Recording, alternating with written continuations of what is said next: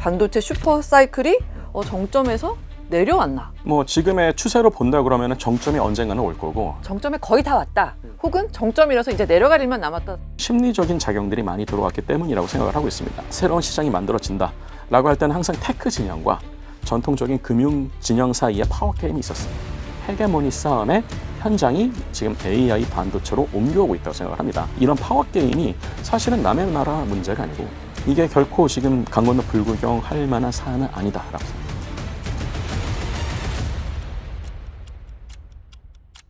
뉴스가 지식이 되는 순간 지식의 발견. 저는 SBS 정유미 기자입니다. 반도체 슈퍼사이클 언제까지 지속될지 엇갈린 전망들이 나오고 있습니다. 이분의 얘기를 들으면 좀 정리가 되지 않을까 싶은데요. 성균관대 권석주 교수님과 오늘 함께하겠습니다. 어서 오십시오. 예, 안녕하십니까? 반도체에 대한 국민들 관심이 진짜 뜨거워서 네네. 이 권석준 교수님 개인과 또 교수님 뭐 책, 또 교수님이 또 뭐라고 하시나 이런 거에 대한 관심도 다 높아져 있더라고요. 좀 실감하세요? 예, 좀 많이 부담이 되기도 한데요. 예. 네, 그냥 제 의견은 그냥 목소리 하나 정도로만 좀 봐주시면 좋을 것 같습니다. 알겠습니다. 자, 지금 아무래도 가장 관심은 이거 같거든요. 반도체 슈퍼 사이클이 정점에서 내려왔나? 교수님 판단은 어떠세요? 슈퍼사이클이 정점이라고 보지는 않습니다. 그리고 당분간 슈퍼사이클이 몇 년 정도는 더 지속이 될 거라고 보고 있는데요. 다만 이제 심리적인 정점 같은 것들은 이제 어느 정도는 시그널이 뜨고 있다고 생각합니다. 저희가 그래서 정점 얘기를 할 때는 펀더멘탈의 정점이나 수요의 정점, 그리고 심리의 정점 이런 것들을 구분해서 볼 필요가 있는데 네. 지금은 이 정점들에 대해서 명확한 구분이 없이 다소 좀 혼재된 양상들이 보이고 있습니다. 이럴 경우에는 더더욱 저희는 냉철히 데이터를 좀 위주로 살펴볼 필요가 있다고 생각하는데요. 보통 여기를 저희가 볼 때는 수요하고 공급이 얼마나 차이가 나는지 같은 것들을 봅니다. 근데 단순히 절대적인 규모가 얼마큼 차이가 난다 이것보다는 공급 빼기 수요를 수요로 나눈 그 비율을 저희가 계산을 하는데요. 네. 그 비율을 저희는 이제 sufficiency ratio라고 부릅니다. 지금 현재 sufficiency ratio는 2026년 2반기, 3분기 정도에 지금 약 한 마이너스 8.2%, 뭐 8.5% 정도로 지금 가장 바텀에 와 있다고 보고 있고요. 네. 이게 아마 3분기나 4분기로 넘어가면 조금씩 완화가 되긴 할 테지만 여전히 음수일 것이다. 정말로 양전이 되는 쪽은 아마 2028년 상반기 정도가 될 것이기 때문에 어떤 공급의 쇼티지 때문에 생기고 있는 현재의 이런 메모리의 가격이 막 뛰고 있는 현상 자체가 갑자기 죽지는 않을 텐데 네. 메모리 업체들의 이런 수익이 개선되고 혹은 기록적인 수익을 내는 것과 별개로 투자자들의 심리는 메모리 업체들이 얼마나 이 메모리를 많이 파냐보다는 이 메모리를 많이 사줄 수 있는 가장 큰 손, 즉 미국의 이 하이퍼스케일러들이 과연 메모리를 언제까지 계속 사줄 수 있을 것이냐에 대한 이런 불안 심리들이 선행적으로 지금 반영이 되고 있어서 최근에 저희가 지금 보고 있는 이런 몇 번의 조정들이 반복되고 있는 것이 아닌가 생각하고 있습니다. 정점이 여기 있으면 우리가 그 정점을 향해 지금 가고 있는 정도로 이해하면 되겠군요. 뭐 지금의 추세로 본다 그러면 정점이 언젠가는 올 거고 뭐 지금 우리가 지난 6개월간 봤던 것처럼 D램 가격이 막 4-5배씩 막 폭증하고 이런 것들이 영원히 반복될 수는 없겠죠. 상식적으로 봤을 때. 그러니까 삼성전자나 SK하이닉스나 마이크론 같은 메모리 공급사들이 지금 현재의 팹을 증산하는 것을 넘어서 아예 지금 팹을 신규로 또 신설을 해서 시장에 공급을 하는 곡선 같은 것도 저희가 어느 정도는 예측이 가능한 범위에 있기 때문에 네. 정점이 언제쯤 올 것이다라는 얘기를 할 때 이게 어떤 가격이 정점이라기보다는 수요와 공급이 균형이 맞는 지점이 언제쯤 올 것이다 같은 것들은 어느 정도는 신뢰 가능한 범위 내에서 예측할 수 있습니다. 그러니까 2028년 상반기 정도 되면 그 아까 sufficiency 네. 그게 약간 양수로 좀 전환될 수 있다. 근데 그것도 굉장히 저희가 단순한 커브만 봤을 때고요. 지금 현재 우리가 보고 있는 메모리 반도체 시장은 과거의 범용 메모리 반도체 시장이 보여왔었던 다이나믹스하고는 좀 다릅니다. 여기서 이제 우리가 주목할 수 있는 것은 수요를 어떻게 보면은 수요가 폭증을 하기도 하지만 공급사들이 수요를 어떻게 보면 인위적으로 만들어낼 수도 있다는 겁니다. 이게 잘 이해가 안 되실 텐데요. 어떻게 공급이면 공급이고 수요면 수요지 뭐 이렇게 좀 생각하시는 시청자분들이 계실 수도 있는데요. 네. 사실은 AI 반도체, 특히 AI 데이터 센터가 이렇게 대규모로 시장에서 큰 변동성을 가질 경우에 한 가지 생각할 수 있는 것 중에 하나는 HBM과 D램 사이의 다이나믹스도 있습니다. 예를 들어서 AI 데이터 센터 쪽에 만약에 HBM이 훨씬 더 많이 필요하다. 네. 그러면 HBM을 더 많이 만들면 되지라고 생각할 텐데 이게 사실은 HBM을 많이 만들수록 D램의 공급량이 줄어듭니다. 왜냐하면 HBM을 만들기 위해서는 D램을 저희가 수직 적층을 해야 되기 때문에 그렇습니다.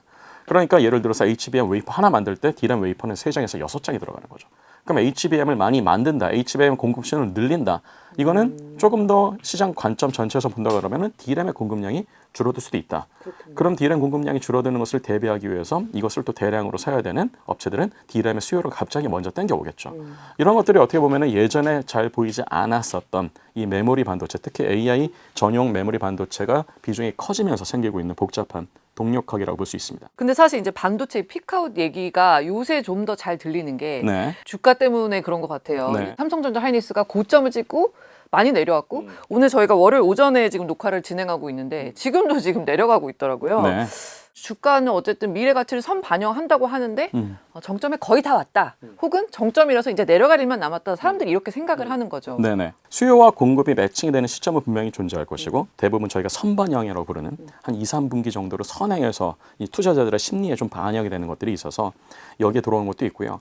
최근에 좀 주가가 많이 빠지고 있는 이유 중에 하나는 단일 종목이 아니고 제 생각엔 좀 ETF 비중이 너무 늘어났고 특히 이제 이 배수 추종 몇 배, 2배, 3배 이렇게 레버리지. 예, 네, 레버리지를 좀 땡기는 것들이 좀 많아서 어떻게 보면 여기에 좀 심리적인 작용들이 많이 들어왔기 때문이라고 생각을 하고 있습니다. 다만 이제 저희가 봤을 때 이런 피크다 아니다라는 얘기를 할 때는 메모리 업체들의 피크보다도 AI 데이터 센터들 좀 더 근본적으로 말씀드리면은 하이퍼스케일러들이 얼마나 이 KPX를 계속 지속적으로 만들어낼 수 있을 것이냐 이게 훨씬 중요하다고 보고 있고요. 조금 더 거시적인 관점에서 볼 필요가 있다고 생각합니다. 이게 꼭 AI 데이터 센터, AI 하이퍼스케일러, 반도체 업체 같은 특정한 AI 반도체 산업군뿐만 아니라 네. 전통적으로 어떤 산업이 혁신이 된다, 새로운 시장이 만들어진다라고 할 때는 항상 테크 진영과 전통적인 금융 진영 사이에 파워 게임이 있었습니다. 그래서 금융기관 쪽에서는 계속 이런 밸류에이션들 주가에 대한 가이던스들 이런 것들을 가지고서 계속 이제 주가에 대한 어떤 보고서도 쓰고 뭐 숏, 롱도 하고 포지션을 이렇게 청산을 하면서 주가에 대해서 어떻게 보면 계속 이 파워를 좀 보여주려는 그런 의도들이 있었고 또 테크 업계에서는 충분히 수익이 쌓이면 이제는 월가라는 어떤 이런 금융의 필터를 거치지 않고서라도 자신들이 이렇게 자본을 조달하고 시장을 새로 만들어내고 어떻게 보면 이 부의 권력이 다시 테크 쪽으로 오게 되는 그런 어떤 지금까지의 한 세기 정도 우리가 보아왔었던 이런 헤게모니 싸움의 현장이 지금 AI 반도체로 옮겨오고 있다고 생각을 합니다. 그래서 이제 피크아웃을 외치는 쪽이 어딘지를 잘 생각해 볼 것 같으면은 테크 쪽이라기보다는 좀 더 금융 쪽에 가깝다. 사실 이런 금융기관들이 이러한 전망을 내는 것은 나쁜 것 자체는 아닙니다. 왜냐하면 투자자들의 이런 이익을 보호해야 되고 또 이분들에 대해서 어느 정도의 최소한의 객관적인 가이던스를 주는 것 자체는 이해가 된다고 봅니다. 네. 다만 이제 이 시장은 지금까지 인류가 한 번도 겪어보지 않았었던 이런 시장, AI 데이터 센터에서 필요로 하는 메모리 반도체는 기존의 B2B 메모리하고는 전혀 다른 양상의 다이나믹스를 보이고 있다고 했기 때문에 이런 과거의 레퍼런스들이 충분히 외삽에 반영이 되지 못하는 상황에서 과감하게 시장이 어떻다, 피크가 어떻다라고 전망하는 것은 단 좀 약간 성급한 결론에 이르기 되는 그런 위험이 있는 것이 아닌가라고 생각합니다. 모건 스탠리가 이제 지난주에 한 이 말이 굉장히 또 눈길을 끌었던 게 반도체주 비중을 축소하라. 그러면 반도체 전문가인 교수님께 여쭤보면 뭐라고 말씀해 주시나요? 사실 시청자분들께 말씀을 드리면 저는 주식 전문가가 아니고 예, 경제 그렇죠. 전문가가 아니기 때문에 제 얘기는 그냥 하나의 참고 의견으로만 들으시면 좋을 것 같은데 예. 대표적으로 불과 2년 전이었던 2024년만 하더라도 모건 스탠리는 HBM 시장은 좀 과열돼 있다, 버블이다, 이쪽은 그래서 비중을 축소한다, 주가를 하향 조정한다. 그때 아마 모건 스탠리가 얘기했던 게 하이닉스 주식 주가를 뭐 12만 원 정도면 충분하다라고 추정했던 기억이 납니다. 그때 만약에 이제 하이닉스 주가가 정말 떨어질 것이다, HBM 시장이 별로 크지 않을 것이다라는 포지션을 잡은 분들은 지금 굉장히 많이 배가 아프셨겠죠. 최근에. 근데 사실은 그래서 이게 모건 스탠리가 틀릴 때도 있고 맞을 때도 있고 한데요. 모건 스탠리가 최근에 이런 반도체를 비롯해서 이런 AI에 관련된 산업들의 어떤 비중을 좀 조정을 해라 라고 하는 것 자체는 충분히 있을 수 있는 어떤 안전장치라고 보고 있는데 그렇다고 해서 지금 가지고 있는 포지션을 다 청산하라 이런 뜻으로 받아들이기는 좀 어렵다 생각합니다. 이런 상황에서는 투자자들이 심리를 굳건히 하면서 유지하기가 어려울 것이니 그럴 자신이 없는 사람들은 차라리 좀 줄여라 이런 개념으로 받아들이는 게 좀 맞다고 보고요. 네. 다만 여전히 이 메모리 수요 자체, 메모리를 비롯해서 AI 데이터 센터에서 촉발되고 있는 이 수요 자체가 견조하게 유지될 가능성은 좀 높다고 보고 있기 때문에 이미 과거부터 들고 계시는 분들은 굳이 지금 와서 포트 조정을 하실 필요 없고 굳이 조정을 한다 그러면은 이거하고 연관돼 있는 또 다른 병목 지점을 같이 보시는 게 좀 맞다고 생각합니다. 그 부분 조금만 더 들어가 주시면. 그럼 병목 지점이라고 한다 그러면은 지금 이른바 3대 이 메가 프로젝트에서 네네. 지금 얘기가 나온 게 반도체 메가 팹 그리고 AI 데이터 센터 그 피지컬 AI가 있었습니다. 네. 근데 이 세 가지 모두 지금 기본적인 어떤 큰 인프라 위에서 돌아가야 됩니다. 당연히 여기에 대해서는 많은 분들이 알고 계시는 것처럼 전력, 용수, 이런 것들이 굉장히 중요한 인프라가 될 수 있는데 전력 인프라 같은 경우에 결국은 이 속도전의 병목 지점이 될 수밖에 없습니다. 예를 들어서 이런 발전기나 이런 변전소에 들어가는 다양한 전력 반도체, 뭐 PSU 같은 것들은 갑자기 만든다 그래서 지금 당장 만들 수 있는 것은 아니거든요. 타이밍을 맞추기가 어려울 거니까 네. 오히려 이제 이런 쪽에 대해서 그러면 수요가 폭증할 수밖에 없고 병목 지점이 걸리는 쪽은 결국 공급을 조절하는 권리를 갖기 때문에 지금 우리가 보고 있는 메모리 슈퍼사이클 같은 또 이런 세컨드 사이클이 이런 인프라에서도 또 생길 수도 있을 테니 만약에 포트폴리오를 다양화하면서 이런 어떤 시장의 변동성에 대한 위험을 좀 대비하고 싶다 하시는 분들은 여기하고 완전히 독립은 아니지만 어느 정도 병목 지점이 분리가 돼 있는 이런 관련 산업들에 대해서 포트폴리오를 좀 조절하시면서 장래 올 수 있는 어느 정도의 이런 위험에 대비하는 것은 좋은 방향이 아닌가 생각합니다. 말씀 들어보니까 교수님 주식 되게 잘하실 것 같아요. 아닙니다. 뭐 저 자체는 그렇게 잘하진 않습니다. 알겠습니다. 금융 쪽과 이 테크 쪽의 헤게모니 싸움은 그동안에도 있어 왔다 이런 말씀을 하셨는데 그런데 지금 이 AI 업계도 그렇고 금융 쪽도 그렇고 AI는 이제 AI 플러스 반도체를 의미하는 것이고 금융 쪽은 저희가 월가를 이야기하는 겁니다. 근데 여기서 좀 저희가 흥미롭게 봐야 되는 것 중에 하나는 네. 아직 실현되지 않은 기술인 강인공지능에 대해서 할인율을 누가 정할 것인지의 이 게임으로 지금 변질이 되고 있다는 겁니다. 할인율이요? 미래인 거니까 현재 걸로 이걸 땡겨 올라가면 당연히 할인율을 저희가 적용해야 되겠죠. 예. 할인율은 원래 공식이 다 있습니다. 그리고 여기에 가중치를 얼마나 들 것이고 그래서 이런 옵션의 가격을 결정하는 교과서에 공식들이 다 있어요. 네. 이건 그리고 대부분 월가의 금융쟁이들이 만든 공식들입니다. 경제학자들하고. 그런데 이 AGI가 실제로 어떤 값어치를 가질 것인지에 대한 실제 파급력 자체를 금융권에서 다 평가하기는 어려울 것이다라는 게 지금 테크 업계의 관측인 거죠. 예를 들어서 정말 AGI, 강인공지능, Artificial General Intelligence가 정말 나온다. 그러면 테크 업계에서는 이것은 단순히 IT 산업을 변모시키는 수준이 아니라 인류가 그동안 알고 있었던 모든 산업을 다 뒤집어 엎을 것이다. 트랜스포메이션 할 것이다 라고 보고 있는 것이고 네. 그러면 지금 인류가 계상할 수 있는 회계상으로 회계장부상에서 계상할 수 있는 대부분의 그런 수익의 사이클을 다 일종의 앞으로 형성될 수 있는 시장으로 볼 수 있다는 거죠. 그러면 할인율을 자신들이 원하는 개념으로 바꿀 수가 있을 것이라는 얘기가 있다는 것이죠. 근데 월가에서는 AGI는 가능할 수도 있지만 그게 실제로 얼마나 가치를 가질 것인지는 니네가 결정하는 것이 아니고 산업을 우리가 읽어왔으니까 산업을 알고 있는 우리가 결정하는 것이다.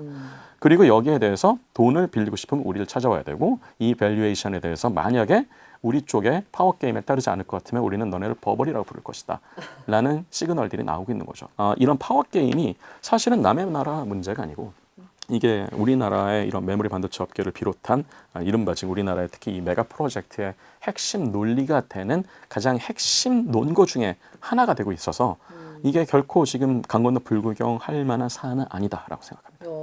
안 그래도 제가 AI 버블 가능성 이거 염두에 두고 있어야 되냐 이렇게 여쭤보고 싶었는데 교수님 말씀 들어보니까 이거 AI 버블이란 단어 자체가 결국은 이 월가 쪽에서 나온 거다. 물론 그걸 꼭 월가에서의 어떤 편향된 시각으로만 저희가 단정하는 것도 위험합니다. 예. AI 버블에 대해서 기술을 잘 아시는 분들도 늘상 경고를 합니다. 저도 몇 번 그런 글을 쓴 적이 있고요. AI 버블이 사실 만약에 사실 생길 수 있다 그러면 좁은 영역에서 본다 그러면 저는 일부 회사들의 특히 이런 하이퍼스케일러들이나 오픈 AI 아직 상장은 안 했지만 이런 회사들의 밸류에이션의 버블이 끼었다. 라고 보는 게 있고요. 네. 좀 큰 관점에서 버블이라고 얘기하시는 분들은 이건 월가하고 상관이 없습니다.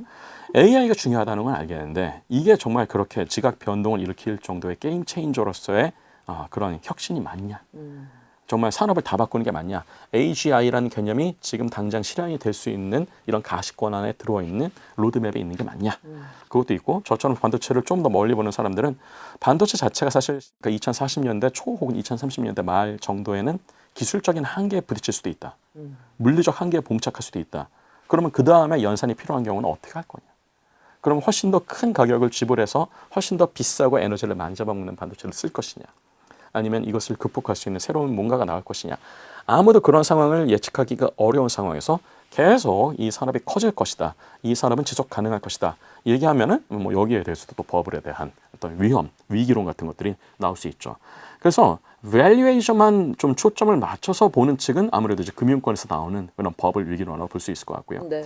기술 자체의 지속 가능성 혹은 이런 AGI의 산업적인 파급력에 대해서 너무 과하다라는 얘기가 나오는 것은 조금 더 일반론적인 관점에서 보고 있는 버블 위기론이다라고 볼 수 있을 것 같습니다. AI 이쪽은 워낙 우리가 가본 길도 아니고 지금까지의 어떤 기술 발전과는 너무 다른 차원이기 때문에 여기서는 헤게모니를 이 테크 쪽에 줄 수밖에 없다. 이렇게 이해를 했는데 맞나요?